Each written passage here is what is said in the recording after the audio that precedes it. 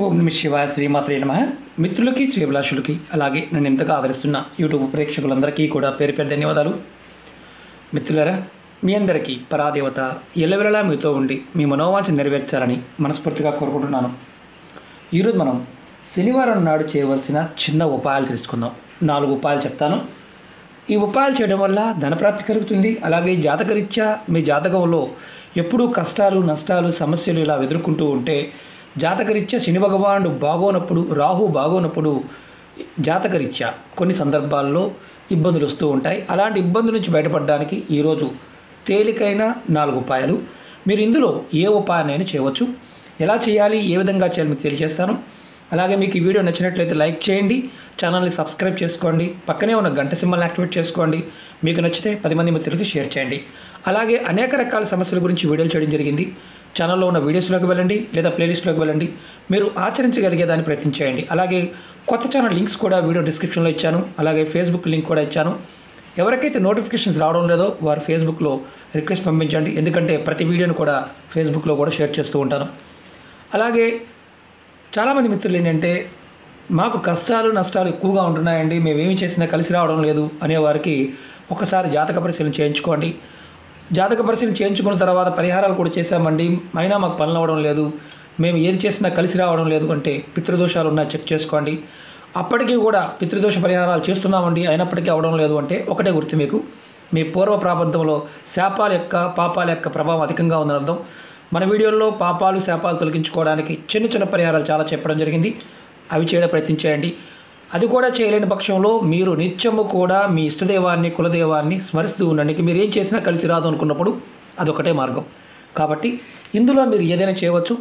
ముందుగా మీ అందరికీ కూడా ఏంటంటే నా విన్నపం, ఏది చేసినా నమ్మకం విశ్వాసంతో ప్రయత్నం చేయండి. నమ్మకం లేనివారు విశ్వాసం లేనివారు పొరపాటున కూడా ఉపాయాలు చూడవద్దు, ప్రయత్నం చేయవద్దు. అలాగే శనివారం నాడు ఏంటంటే జాతకరీత్యా మనకి చాలా వరకు శని భగవానుడి యొక్క ప్రభావం, శని భగవానుడు అన్నీ ఇస్తాడు, అద్భుతాలు చేస్తాడు, కానీ మనకి జ్ఞానంతో పాటు అనుభవాన్ని కూడా ఇస్తాడు. ఈ అనుభవంలో ఒక్కొక్కసారి కొంతమంది తట్టుకోగలుగుతారు, కొంతమంది తట్టుకోలేరు. దానివల్ల ఇబ్బందులు వస్తూ ఉంటాయి. మీరు ఈ చిన్న ఉపాయాలు చేయండి, ధనప్రాప్తి కలుగుతుంది. అలాగే శని దోషాలు తొలగిపోతాయి. అలాగే శనిదేవుడి కృప కలుగుతుంది. అలాగే మీకు రాజయోగం కలుగుతుంది. శని భగవానుడు సరైన అంటే మీకు శాంతించాడు అంటే మీ జాతకంలో రాజయోగం అనుభవం అనేది చక్కగా వస్తుంది, రాజయోగం కలుగుతుంది. అలాగే స్వామివారి యొక్క ప్రసన్నత కూడా లభిస్తుంది. మీకు అద్భుతం ఏంటంటే ఆకస్మికంగా ధనప్రాప్తి కలుగుతుంది. అనేక సమస్యలు కష్టాల నుండి బయటపడతారు. అలాగే ఈ ఉపాయం చేయడం వల్ల కుటుంబ సభ్యుల మధ్య గొడవలు జరుగుతూ ఉన్నా అవి తొలగిపోతాయి కూడా. అలాగే మీరు చాలామంది కోరుకుంటూ ఉంటారు, మాకు ఐశ్వర్యం కావాలి, అష్టైశ్వర్యాలు కావాలి, భోగభాగ్యాలు కావాలి కోరుకుంటూ ఉంటారు. మీరు ఏది కోరుకుంటారో అవన్నీ కూడా పొందడానికి అవకాశం ఉంటుంది. ఎందుకంటే శని భగవానుడు కనుక మనకి సహకరిస్తే మన జీవితంలో అద్భుతాలు చూస్తాం, అష్టైశ్వర్యాలు కూడా కలుగుతాయి, ధనవంతులు అవుతారు, ఆకస్మిక సంఘటనల నుంచి కూడా మీరు బయటపడతారు. చాలా తేలికైన ఉపాయాలు ప్రయత్నపూర్వకంగా చేయండి. అలాగే మెయిన్ ఇంపార్టెంట్ ఏంటంటే కలికాలంలో శత్రువుల యొక్క ఇబ్బంది, అంటే శత్రువులు విపరీతంగా ఇబ్బంది పెడుతున్నారన్న వారు ఖచ్చితంగా వారి మీద శని ప్రభావం ఉందని అర్థం. కాబట్టి మీరు ఈ ఉపాయం చేయడం వల్ల శత్రువుల నుండి కూడా విముక్తి లభిస్తుంది. ఈ ఉపాయాన్ని మీరు ఆడవారైనా మగవారైనా చేయవచ్చు. ఆడవారు నెలసరి సేవలు మాత్రం చేయవద్దు, ఇది గుర్తుంచుకోండి. మెయిన్ ఇంపార్టెంట్ ఏంటంటే ఏ ఉపాయం చేస్తున్నప్పుడు కూడా మీరు సమయాన్ని అలాగే పదార్థాన్ని ఖచ్చితంగా వినియోగించాలి. ఆ 2 అవకాశం లేకపోతే మాత్రం చేయమాకండి. మొట్టమొదటిగా శనివారం నాడు మీరు తీపి పదార్థాలు, స్వీట్స్ ఏదైనా సరే స్వీట్ ఆవులకి కాకులకి ఆహారంగా పెట్టండి. అది ఏ కలర్ రావైనా పర్వాలేదు. అలాగే చీమలకి, మనకి మామూలుగా నల్ల చీమలు ఉంటాయి కదా, నల్ల చీమలు ఎర్ర చీమలు, మీరు చీమల పాయింట్ ఆఫ్ వ్యూలో పంచదార కానీ బెల్లాన్ని కానీ ఆహారంగా పెట్టండి. పంచదార కానీ బెల్లాన్ని కానీ ఆహారంగా పెట్టండి చీమలకి. ఇలా చేస్తే ఖచ్చితంగా మీకు శని భగవానుడి యొక్క ప్రభావం తగ్గుతుంది.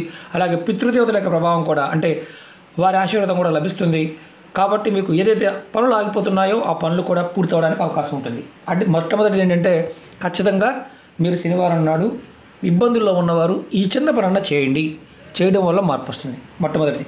రెండవది, శనివారం రోజున మీ దగ్గరలో ఎక్కడైనా రావి చెట్టు ఉంటే రావి చెట్టు దగ్గర, అంటే దేవాలయంలో కానీ ఇంటి దగ్గర అయినా సరే, ఆవాల నూనె, మనకి మస్టర్డ్ ఆయిల్ అంటాం, ఆవాలు ఇలా దొరుకుతుంది. ఆవాల నూనెతో రావి చెట్టు దగ్గర దీపారాధన వెలిగించండి. రావి చెట్టు దగ్గర ఆవ నూనెతో దీపం వెలిగించండి. తర్వాత రావి చెట్టు మొదల్లో కొంచెం ఆవ నూనె, కొద్దిగా ఒక మూత ఆవు నూనె మొదల్లో పోయండి. మీరు ఈ ఉపాయాన్ని మీరు ఉదయం కానీ లేదా సాయంత్రం కానీ చేయవచ్చు. మధ్యాహ్నం మాత్రం చేయకూడదు. ఉదయం సమయంలో కానీ సాయంత్రం కూడా మీరు సంధ్య అంటే సూర్యాస్తమయం కాకముందు చేయాలి తప్ప సూర్యాస్తమయం అయిన తర్వాత మాత్రం చేయవద్దు. ఇది గుర్తుంచుకోండి. అది ఇంటి దగ్గరైనా చేయవచ్చు, దేవాలయంలో చేయవచ్చు. మూడవది, శనివారం రోజున మీకు నల్ల కుక్క కానీ నల్లటి ఆవు కానీ మీకు కనిపించిందా మీ పంట పండినట్టే. వాటికి ఆహారం, కుక్కలకైనా సరే ఆవులకైనా సరే, అరటిపళ్ళు కావచ్చు, బిస్కెట్లు కావచ్చు, కుక్కకైతే బిస్కెట్లు కావచ్చు, పాలు కావచ్చు, చాలా వీడియోలు అంతకుముందు కూడా చెప్పాను. మీరు ఏదో ఒకటి ఆ సమయంలో పెట్టండి. ఖచ్చితంగా మీకు త్వరగా మీ మీద జాతకంలో ఉన్న నెగిటివ్ ఇంపాక్ట్స్ తగ్గిపోతాయి. ఇది మూడవది. నాలుగవది, శనివారం రోజున మీరు ఒక నల్లటి క్లాత్ తీసుకోండి. నల్లటి క్లాత్ తీసుకొని నల్లటి నువ్వులు, ఒక గుప్పిడి నువ్వులు, నల్లటి నువ్వులు తీసుకోండి. చక్కగా మూట కట్టండి. దాంట్లో అంటే కట్టే ముందు దాంట్లో మీకు తోచినంతగా, అంటే ఒక 11 రూపాయలు కావచ్చు, 21 రూపాయలు కావచ్చు, 51 కావచ్చు, 101 కావచ్చు, 20, మీరు ఎంతో కొంత డబ్బు దాంట్లో వేయండి.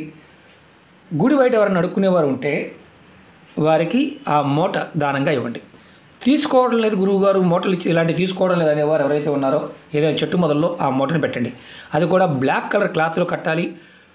అది కూడా నల్లటి నువ్వులు. చాలామందికి నువ్వులంటే భయం, ఎందుకంటే నువ్వులంటే ఏదో ప్రమాదం పొంచుకొస్తుందని భయపడుతుంటారు.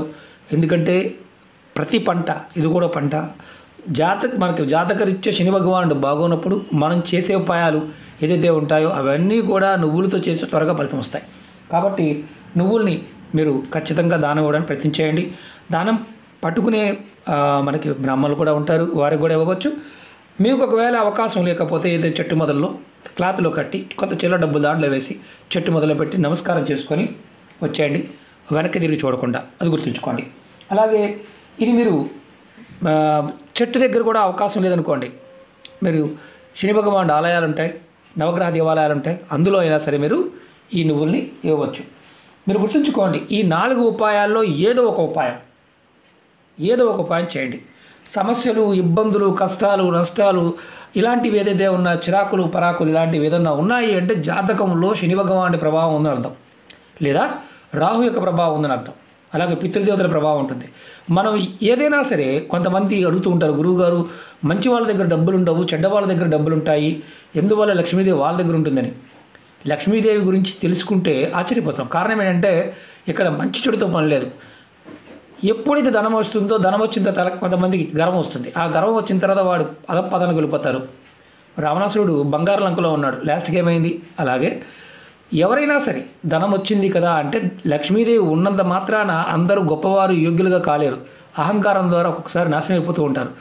దాన్ని జాగ్రత్తగా దాన ధర్మాల ద్వారాను, అలాగే అన్నదానాల ద్వారాను, ప్రాకృతికంగా పక్షుల్ని, జంతువుల్ని అందరినీ పోషించేవారుగా ఉన్నప్పుడు వారి సంపాదన వృద్ధి చెందుతుంది.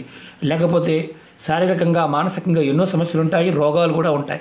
చాలామందికి తెలియదు. డబ్బు మాత్రమే చూస్తాం, డబ్బు అన్నీ ఇవ్వదు, మనశ్శాంతి ఇవ్వదు, అలాగే చాలా సమస్యలు వస్తుంటాయి. కానీ అవసరానికి కావాల్సిన డబ్బు మనం విధి విధానంగా కనుక ఆరాధించినట్లయితే ఖచ్చితంగా జాతక దోషాలు తొలగిపోయి మనకు డబ్బు ఖచ్చితంగా వస్తుంది. కాబట్టి అది గుర్తుంచుకోవాలి. ఏది చేసినా నమ్మకం, విశ్వాసంతో ప్రయత్నించండి. మన సనాతన ధర్మంలో ప్రతిదానికి కూడా, అంటే పదార్థానికి, సమయానికి ఉన్న చైతన్యాన్ని మనకి తెలియజేయడం జరిగింది. మనం ప్రయత్నం చేసే దానిలో ఖచ్చితమైన ప్రయత్నం, అంటే బలంగా ఉండాలి సంకల్పం, ఖచ్చితంగా ఫలితాలు వస్తాయి. మీరు ఎవరైనా సరే ఇలాంటి సమస్యలతో బాధపడుతూ ఉన్నవారు ఈ ఇబ్బందుల నుంచి, సమస్యల నుంచి బయటపడడానికి ఈ తేలికైన 4 పరిహారాల్లో ఏదో ఒకటి ప్రయత్నించండి. ఓకే మిత్రులారా, అలాగే మీకు ఈ వీడియో నచ్చినట్లయితే లైక్ చేయండి, ఛానల్ సబ్స్క్రైబ్ చేసుకోండి, పక్కనే ఉన్న గంట సింబల్ని యాక్టివేట్ చేసుకోండి, 10 మంది మిత్రులకు షేర్ చేయండి. ఇంకొకటి, ఇది చేస్తూ వేరే చేయవచ్చా చాలామంది అడుగుతూ ఉన్నారు.